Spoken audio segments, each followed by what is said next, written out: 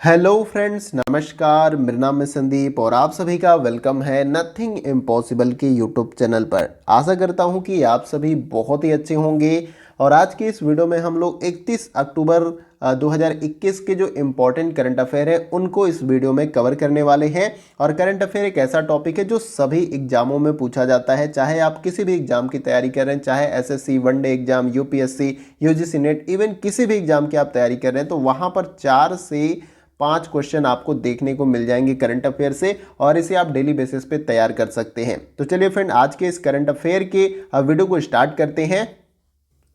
तो देखिए यहाँ पर सबसे पहला जो हमारा क्वेश्चन है कि हाल ही में हुए विश्व किक बॉक्सिंग चैंपियनशिप में किसने स्वर्ण पदक जीता है इन चारों विकल्पों में से।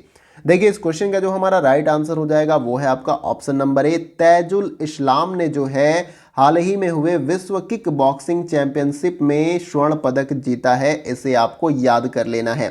बॉक्सिंग से रिलेटेड मैंने इमेज भी यहाँ पर लगाया ताकि आप अच्छे से अपने दिमाग में इमेज के थ्रू जो है इस क्वेश्चन का आंसर सेव कर सकें। आइए इस क्वेश्चन का जो इंपॉर्टेंट डिटेल्स है उसको भी जान लेते हैं। देखिए यहाँ पर सबसे पहले पॉइंट में मैंने बताया कि 22 अक्टूबर को मिस्र के काहिरा में आयोजित वर्ल्ड किक बॉक्सिंग चैंपियनशिप के अंडर 14 वर्ग में श्रीनगर के तैजुल इस्लाम ने जो है स्वर्ण पदक जीता है। बहुत इंपॉर्टेंट है।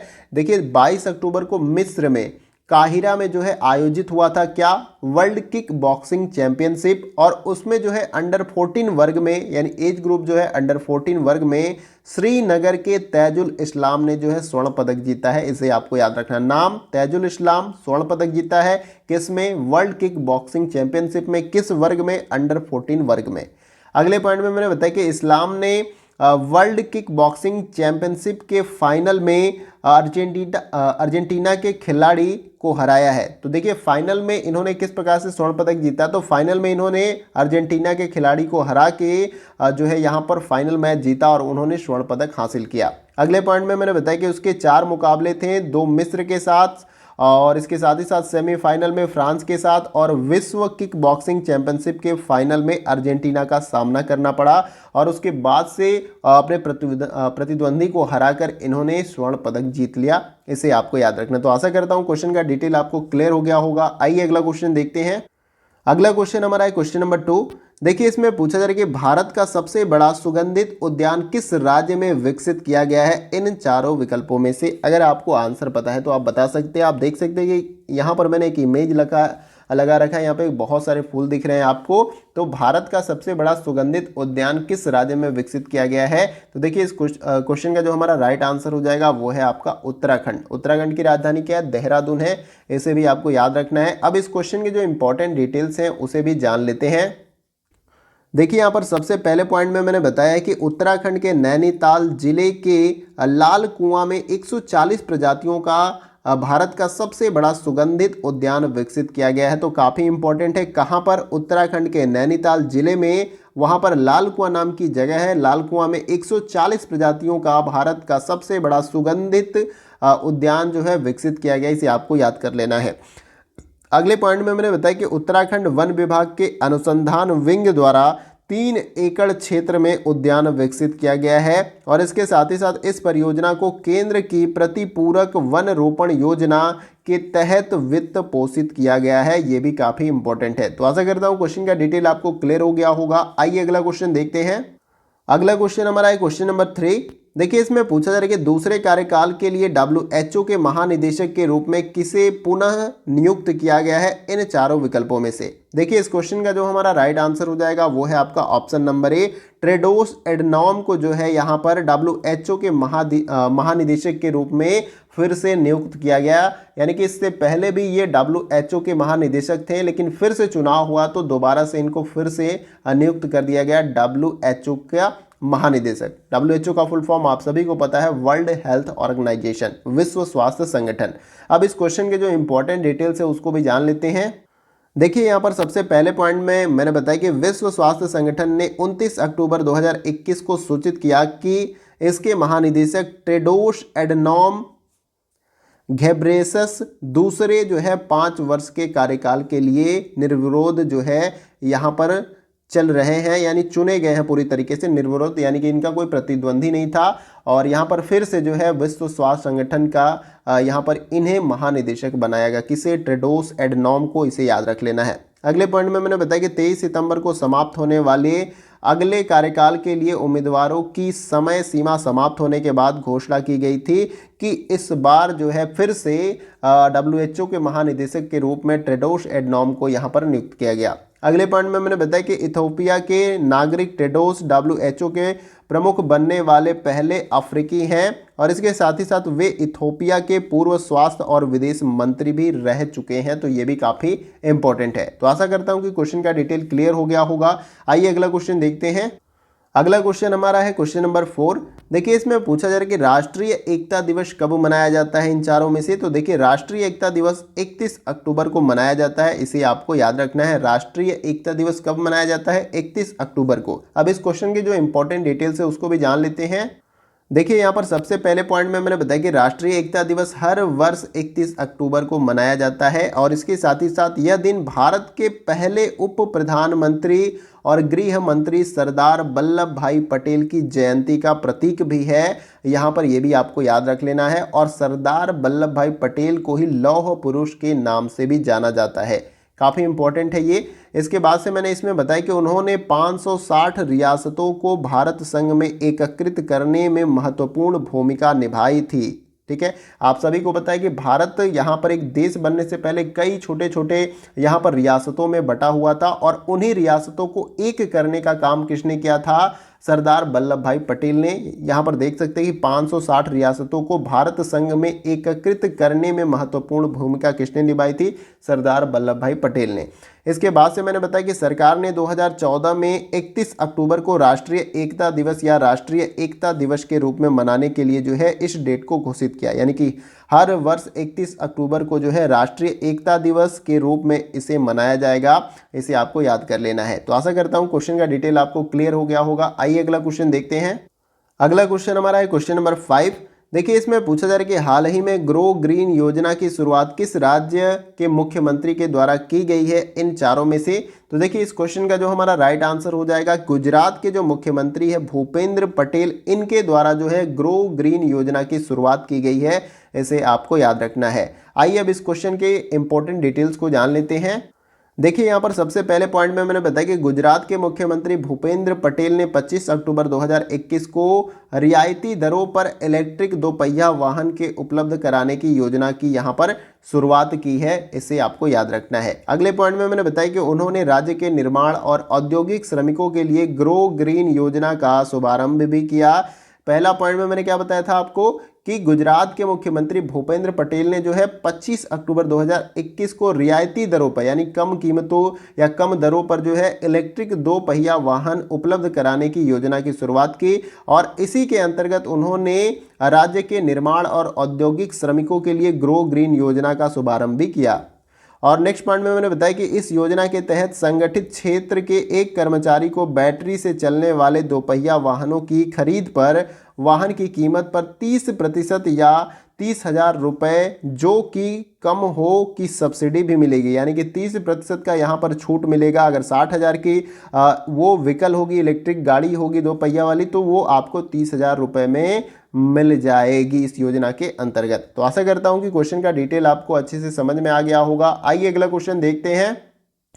अगला क्वेश्चन हमारा है क्वेश्चन नंबर 6। देखिए इसमें पूछा जा रहा है कि हाल ही में विश्व का सबसे बड़ा हाइड्रोजन ईंधन सेल पावर प्लांट किस देश ने बनाया है इन चारों में से। तो देखिए इस क्वेश्चन का जो हमारा राइट आंसर हो जाएगा वो है आपका दक्षिण कोरिया ने जो है हाल ही में विश्व का सबसे बड़ा हाइड्रोजन ईंधन सेल पावर प्लांट जो है बनाया है। अब आइए इस क्वेश्चन के जो डिटेल्स हैं उसको भी जान लेते हैं। देखिए यहाँ पर सबसे पहले पॉइंट में मैंने बताया कि दक्षिण कोरिया ने अक्टूबर 2021 में विश्व के सबसे बड़े hydrogen fuel cell power plant का निर्माण कार्य पूरा कर लिया है और इसके साथ ही साथ इसकी कुल क्षमता जो है 78 मेगावाट है और यह प्रति वर्ष लगभग जो है 2,50,000 घरों को बिजली प्रदान कर सकती है। देखिए ये योजना बहुत निर्माण कार्य जो बहुत समय से चल रही थी, लेकिन इसको अब पूरा कर लिया गया है। यहाँ पर मैंने यही बताया कि दक्षिण कोरिया ने जो है अक्टूबर 2021 में विश्व के सबसे बड़े hydrogen fuel cell power plant का निर्माण कार्य जो है पूरी तरीके से पूरा कर लिया है। और इसके साथ ही साथ इसकी कुल कितनी क्षमता है ऊर्जा की, ठीक है, तो 78 मेगावाट है और यह प्रति वर्ष लगभग 2,50,000 घरों को बिजली अच्छे तरीके से प्रदान कर सकता है। नेक्स्ट पॉइंट में मैंने बताया कि Shinincheon Bitdream fuel cell power plant दक्षिण कोरिया की सबसे बड़ी स्वतंत्र बिजली उत्पादन कंपनी है और इसके साथ ही साथ पास्को एनर्जी और डुसन फ्यूल सेल द्वारा संचालित होती है ये कंपनी। तो आशा करता हूं कि क्वेश्चन का डिटेल आपको क्लियर हुआ होगा। आइए अगला क्वेश्चन देखते हैं। देखिए यहाँ पर अगला क्वेश्चन हमारा है क्वेश्चन नंबर 7। इसमें पूछा जा रहा है कि वर्ल्ड जस्टिस प्रोजेक्ट, जिसको शॉर्ट नेम में WJP कहा जाता है, project rule of law index 2021 में भारत का कौन सा स्थान है। यहाँ पर स्थान टाइप नहीं है, लेकिन इसे आपको याद रखिए, भारत का कौन सा स्थान है ये हमें बताना है। World justice project rule of law index 2021 में भारत का कौन सा स्थान है इन चारों में से। तो देखिए इसका जो राइट आंसर हमारा होगा वो है आपका ऑप्शन नंबर बी, 79वां जो है यहाँ पर स्थान भारत का है। किस में? World justice project rule of law index 2021 के अंतर्गत। अब इस क्वेश्चन के जो इंपॉर्टेंट डिटेल्स है उसको जान लेते हैं। देखिए यहाँ पर सबसे पहले पॉइंट में मैंने बताया कि world justice project rule of law index 2021 में 139 देशों को जो है शामिल किया गया और उन 139 देशों में से भारत का कौन सा स्थान है? 79वां है, इसे आपको याद रखना है। अगले पॉइंट में मैंने बताया कि रिपोर्ट यह मापती है कि विश्व भर में आम जनता कानूनी चिकित्सकों का मतलब यहाँ पे जो जस्टिस होते हैं, न्यायाधीश होते हैं, ठीक है, कानूनी चिकित्सकों और विशेषज्ञों द्वारा व्यवहारिक और रोजमर्रा की स्थितियों में कानून के शासन का अनुभव कैसा है, ये जो है यहाँ पर ये रिपोर्ट पूरी तरीके से मापती है। इसके साथ ही साथ इसमें मैंने बताया कि WJP यानी कि वर्ल्ड जस्टिस प्रोजेक्ट के ढांचे में 8 कारक शामिल होते हैं, ये भी आपको याद रखना है। अगले पॉइंट में मैंने बताया कि इस सूचकांक में डेनमार्क शीर्ष पर है और इसके बाद नॉर्वे और फिनलैंड का स्थान है, लेकिन भारत का कौन सा है? 79वां। टोटल देश कितने शामिल किए गए थे? 139। पहला स्थान किसका है? डेनमार्क का है, दूसरा किसका है? नॉर्वे, और तीसरा फिनलैंड का। तो इसे आपको याद रखना है। आइए अगला क्वेश्चन देखते हैं। अगला क्वेश्चन हमारा है क्वेश्चन नंबर 8। देखिए इसमें पूछा जा रहा है कि NCRB के द्वारा जारी वार्षिक रिपोर्ट के अनुसार भारत का कौन सा राज्य आत्महत्या के मामले में पहले स्थान पर रहा है। इन चारों विकल्पों में से अगर आपको आंसर पता है तो आप बता सकते हैं। आत्महत्या बहुत ही यहाँ पर क्रिटिकल सिचुएशन होने के बाद इंसान के साथ ये कारण बनता है कि लोग आत्महत्या कर लेते हैं, लेकिन यहाँ पर क्वेश्चन में यही पूछा गया है कि NCB यानी NCRB के द्वारा जारी वार्षिक रिपोर्ट के अनुसार भारत का कौन सा ऐसा राज्य है जहां पर वो आत्महत्या के मामले में पहला स्थान उसने हासिल किया। तो देखिए ऑप्शन नंबर डी हमारा राइट आंसर हो जाएगा, महाराष्ट्र। अब इस क्वेश्चन के जो इंपॉर्टेंट डिटेल्स है उसको भी जान लेते हैं। देखिए यहाँ पर सबसे पहले पॉइंट में मैंने बताया कि राष्ट्रीय अपराध रिकॉर्ड ब्यूरो के द्वारा जारी वार्षिक रिपोर्ट के अनुसार महाराष्ट्र आत्महत्या के मामले में पहले स्थान पर रहा है। किसके अनुसार ये रिपोर्ट जारी की गई थी? राष्ट्रीय अपराध रिकॉर्ड ब्यूरो यानी कि NCRB के द्वारा जारी वार्षिक रिपोर्ट, यानी सालाना ये रिपोर्ट जारी होती है और उसके अनुसार पूरे देश के अंदर जितने भी राज्य हैं उन राज्यों में से महाराष्ट्र जो है आत्महत्या के मामले में सबसे पहला स्थान है। यानी कि सबसे ज़्यादा अगर पूछ लिया जाए कि किस राज्य में आत्महत्या होती है तो महाराष्ट्र में, इसे आपको याद रखना है। अगले पॉइंट में मैंने बताया कि रिपोर्ट के अनुसार 2020 में 19 की तुलना में आत्महत्या के मामलों में बढ़ोतरी हुई है। यानी कि 2019 में जो भी आत्महत्या हुई थी जितने भी लोगों की, उससे ज़्यादा संख्या में 2020 में आत्महत्या हुई है। अगले पॉइंट में मैंने बताया कि वर्ष 2020 में आत्महत्या के 1,53,052 मामले यानी कि रोजाना औसतन 418 मामले दर्ज किए गए। यानी प्रत्येक दिन आप सोच सकते हैं कि 418 लोग महाराष्ट्र में जो है 2020 में सुसाइड यानी कि आत्महत्या करते थे। तो काफ़ी ये बड़ा आंकड़ा है। तो आप ये एक अध्ययन का पूरी तरीके से टॉपिक है कि आखिर मूल कारण क्या है कि लोग यहाँ पर 418 लोग पर डे आत्महत्या करते हैं। एक ऐसे लेवल पे उनका माइंड चला जाता है जहाँ से वो ज़िंदगी के बारे में एक अलग नज़रिए से सोचते हैं कि नहीं अब कुछ बचा ही नहीं है, अंतिम समाधान के रूप में क्या है? आत्महत्या है। लेकिन वो अंतिम समाधान नहीं होता है, लेकिन वो सोच नहीं पाते हैं और उस गलत कदम को उठा देते हैं। तो आशा करता हूं कि क्वेश्चन का डिटेल आपको क्लियर हो गया होगा और ये हमारा वीडियो का लास्ट क्वेश्चन था। आज के इस वीडियो में हमने 9 इंपॉर्टेंट जो करंट अफेयर के क्वेश्चन है 31 अक्टूबर के, उनको कवर करने का प्रयास किया और आशा करता हूं कि सभी क्वेश्चन आपको अच्छे तरीके से समझ में आए होंगे और उसके जो डिटेल्स मैंने बताए वो भी आपको अच्छे से क्लियर हुए होंगे।